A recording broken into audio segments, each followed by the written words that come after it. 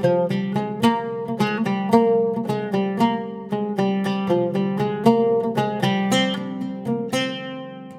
இன்னைக்கு குக்கரில் சிக்கன் பிரியாணி சாதம் குழையாமல் எப்படி செய்கிறதுன்னு பார்க்க போகிறோம். அதுவும் நம்ம பிராய்லர் கோழியை வச்சு பண்ணலை, நாட்டுக்கோழியை வச்சு பண்ணியிருக்கோம். ஸோ ரொம்பவே ஹெல்த்தியாக இருக்கும். நிறைய பேர் நாட்டுக்கோழி வச்சு பிரியாணி செஞ்சு காமிங்கன்னு கேட்டிருந்தீங்க. உங்களுக்காகவே இந்த ரெசிபி. அதே மாதிரி இந்த மெத்தடில் செஞ்சு பாருங்கள், கண்டிப்பாக அடிப்பிடிக்காது, ரொம்பவே பெர்ஃபெக்டாக இருக்கும். பொதுவாக குக்கர் சிக்கன் பிரியாணினாலே அடிப்பிடிக்கும், சாதம் குழையன்றது தான் ஒரு கம்ப்ளைண்ட்டாக இருக்கும். ஆனால் இந்த மெத்தடில் பண்ணுங்கள், இதே ரேஷியோவில் பண்ணுங்கள், கண்டிப்பாக சாதம் குழையாது, அடிப்பிடிக்காது. ஸோ வாங்க இப்போ எப்படி பண்ணுறதுன்னு பார்க்கலாம். ஹாய் ஃப்ரெண்ட்ஸ், வணக்கம். என் பேர் Abhi. Welcome to Indian recipes Tamil. வீடியோக்குள்ளே போகிறதுக்கு முன்னாடி நம்ம சேனல் இந்தியன் ரெசிபீஸ் தமிழை சப்ஸ்கிரைப் பண்ணிக்கோங்க, கூடவே இருக்க பெல் சிம்பலையும் கிளிக் பண்ணிக்கோங்க.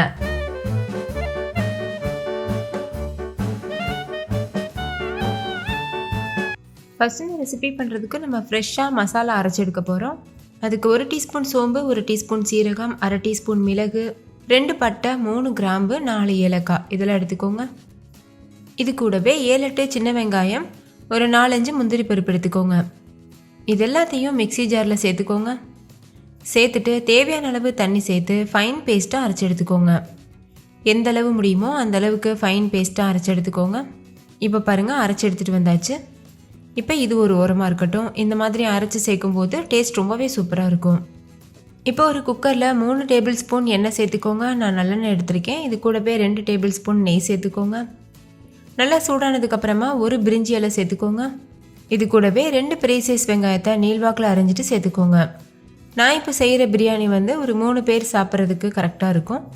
நீங்கள் அதிகமாக செய்கிறீங்கன்னா ரேஷியோ அப்படியே அதிகப்படுத்திக்கோங்க. வெங்காயம் முழுமையாக வதங்கணும். இந்த அளவுக்கு கலர் சேஞ்ச் ஆகணும். இதை ப்ரௌன் ஆனியன்ஸ்னு சொல்வோம். இந்த அளவுக்கு கலர் சேஞ்ச் ஆனதுக்கப்புறமா தான் நம்ம இது கூட மற்ற பொருட்கள்லாம் சேர்க்கணும். இப்போ இதில் தக்காளி சேர்த்துக்கோங்க. 2 மீடியம் சைஸ் அளவு தக்காளியை நல்லா இது போல் கட் பண்ணிவிட்டு சேர்த்துக்கோங்க. சேர்த்துட்டு இதையும் நல்லா வதக்கிக்கோங்க. தக்காளி நல்லா சாஃப்டாகிட்டு வதங்கி வரணும், அது வரைக்கும் வதக்கிக்கோங்க. இது கூடவே 1/2 டேபிள் ஸ்பூன் அளவுக்கு இஞ்சி பூண்டு பேஸ்ட்டு சேர்த்துட்டு இஞ்சி பூண்டு பேஸ்ட்டோட பச்சை வாசனை போகிறது வரைக்கும் வதக்கிக்கோங்க. ஃப்ரெஷ்ஷான பேஸ்ட்டு தான் சேர்க்கணும். நம்ம ஃப்ரிட்ஜில் ஸ்டோர் பண்ணி வச்சுட்டு அது சேர்க்கக்கூடாது. ஃப்ரெஷ்ஷாக சேர்த்து பண்ணும்போது தான் நல்ல ஒரு மனமும் சுவையும் கிடைக்கும். இது கூடவே 4 பச்சை மிளகாய் கட் பண்ணாமல் அப்படியே சேர்த்துக்கோங்க. நீங்கள் காரம் ஜாஸ்தி சாப்பிடுவீங்கன்னா கட் பண்ணிவிட்டு சேர்த்துக்கலாம். கூடவே 1 டீஸ்பூன் மிளகாத்தூள் சேர்த்துக்கோங்க. சேர்த்துட்டு இதையும் நல்லா மிக்ஸ் பண்ணிடுங்க. ஸ்டவ் லோ ஃப்ளேம்லேயே இருக்கட்டும், இல்லைன்னா மசாலா சீக்கிரமே கரிஞ்சு போயிடும். இந்த எண்ணெயிலேயே மசாலாலாம் நல்லா வதங்கட்டும். இப்போ பாருங்கள், நம்ம சேர்த்துருந்த பொருட்கள் எல்லாமே நல்லா வதங்கியிருக்கு. இந்த ஸ்டேஜில் 1 கைப்பிடி அளவு புதினா இலைகள் சேர்த்துக்கோங்க. 1 கொத்து கருவேப்பிலை சேர்த்துக்கோங்க. கூடவே 1 கைப்பிடி அளவு கொத்தமல்லி இலைகள் சேர்த்துக்கோங்க. சேர்த்துட்டு இதையும் நல்லா கலந்துருங்க. புதினா கொத்தமல்லிலாம் சேர்க்கும்போது தான் பிரியாணியோட வாசனவே நல்லாயிருக்கும். அடுத்து இது கூட 3 டேபிள் ஸ்பூன் கெட்டியான தயிர் சேர்த்துக்கோங்க. புளிக்காத கெட்டியான தயிர் சேர்த்துக்கோங்க. சேர்த்துட்டு உடனேவே நல்லா மிக்ஸ் பண்ணிடுங்க, இல்லைன்னா கட்டிகள் ஃபார்ம் ஆக ஆரம்பிச்சிடும். பாருங்கள், இந்த மாதிரி கரண்டியை திருப்பி வச்சு நல்லா மிக்ஸ் பண்ணிக்கணும். அப்போ தான் நல்ல ஒரு க்ரீமியான டெக்ஸ்சருக்கு தயிர் மிக்ஸ் ஆகிட்டு வரும். தயிரை நல்லா மிக்ஸ் பண்ணி விட்டதுக்கப்புறமா இது கூட நம்ம ஏற்கனவே அரைச்சி வச்சுருக்க பேஸ்ட்டை சேர்த்துக்கோங்க. சேர்த்துட்டு இதையும் நல்லா மிக்ஸ் பண்ணிடுங்க. நம்ம இதை பச்சையாக அப்படியே தான் அரைச்சோம், அதனால் பச்சை வாசம் போகிற வரைக்கும் இதை நல்லா வேக வச்சுக்கோங்க. இது கூட கொஞ்சமாக உப்பு சேர்த்துட்டு கலந்துக்கோங்க.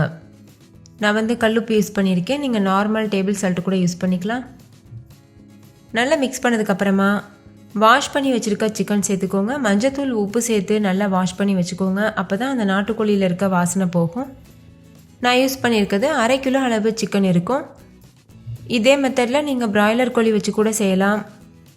நம்ம இன்றைக்கி நாட்டுக்கோழி வச்சு செய்கிறோம்.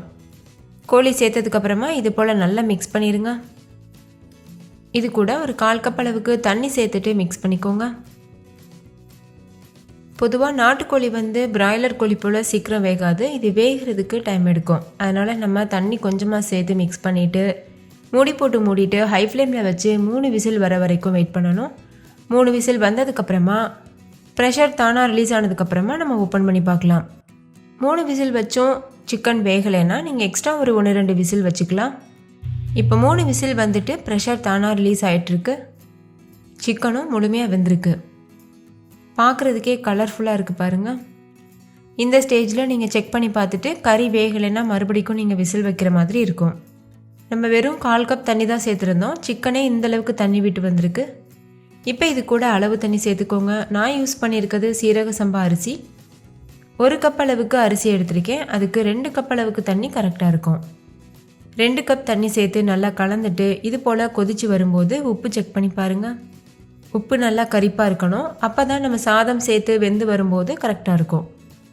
உப்பு பத்தலைன்னா இந்த ஸ்டேஜில் சேர்த்துட்டு மிக்ஸ் பண்ணிக்கோங்க. இப்போ நான் 1 டீஸ்பூன் அளவுக்கு கல்லுப்பு சேர்த்து மிக்ஸ் பண்ணிக்கிறேன். நல்லா கலந்ததுக்கப்புறமா ஊற வச்சுருக்க அரிசி சேர்த்துக்கோங்க. 1 கப் அளவு சீரக சம்பா அரிசி எடுத்து நல்லா வாஷ் பண்ணிவிட்டு 30 நிமிஷத்துக்கு நல்லா ஊற வச்சுருக்கேன். அதை தண்ணியை வடிச்சிட்டு நம்ம சேர்க்கணும். சேர்த்துட்டு அரிசி உடஞ்சிராமல் ஜென்டலாக மிக்ஸ் பண்ணிக்கோங்க.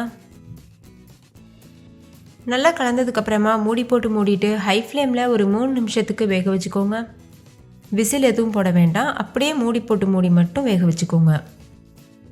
இப்போ மூடி ஓப்பன் பண்ணி பார்க்கலாம். 3 நிமிஷத்துக்கு அப்புறமா நீங்கள் நல்லா கலந்து விடும்போது அரிசி மேல் எழும்பி வர்றது உங்களுக்கே தெரியும். இது பெர்ஃபெக்டான கன்சிஸ்டன்சி. இந்த ஸ்டேஜில் நம்ம விசில் போடலாம். ஆரம்பத்தில் அரிசி அடியில் தங்கி இருந்தது. இப்போ பாருங்கள், நம்ம கரண்டி வச்சு கலரும் போது அரிசி மேல் எழும்பி வருது. இந்த ஸ்டேஜில் தான் மூடி போட்டு மூடிட்டு நம்ம விசில் வைக்கணும். இப்படி செய்யும்போது அடிப்பிடிக்காமவும் குலையாமவும் வரும். அதே போல் நீங்கள் இதே மெத்தடில் பாஸ்மதி அரிசி யூஸ் பண்ணி கூட பண்ணலாம். பாஸ்மதி அரிசிக்கு 1 கப் அளவுக்கு அரிசிக்கு 1.5 கப் அளவுக்கு தண்ணி வச்சிங்கன்னா கரெக்டாக இருக்கும். இப்போ மூடி போட்டு மூடிட்டு விசில் வச்சு மூடிடுங்க. இப்போ ஒரு தோசை டவா சூடு பண்ணிக்கோங்க. பழைய இரும்பு தோசை டவா என்கிட்ட இருந்தது, அதை நான் சூடு பண்ணியிருக்கேன். தோசை டவாவை ஹை ஃப்ளேமில் வச்சு நல்லா சூடு பண்ணிக்கணும். அதுக்கப்புறமா லோ ஃப்ளேமில் மாற்றிட்டு தான் குக்கரை அது மேலே தூக்கி வைக்கணும். குக்கரை வச்சுட்டு லோ ஃப்ளேம்லேயே 10லேருந்து 15 நிமிஷத்துக்கு அப்படியே விட்டுருங்க. விசில் எதுவும் வந்ததுன்னா ஒரு விசில் வந்தால் மட்டும் போதும், நீங்கள் ஸ்டவ் ஆஃப் பண்ணிடலாம்.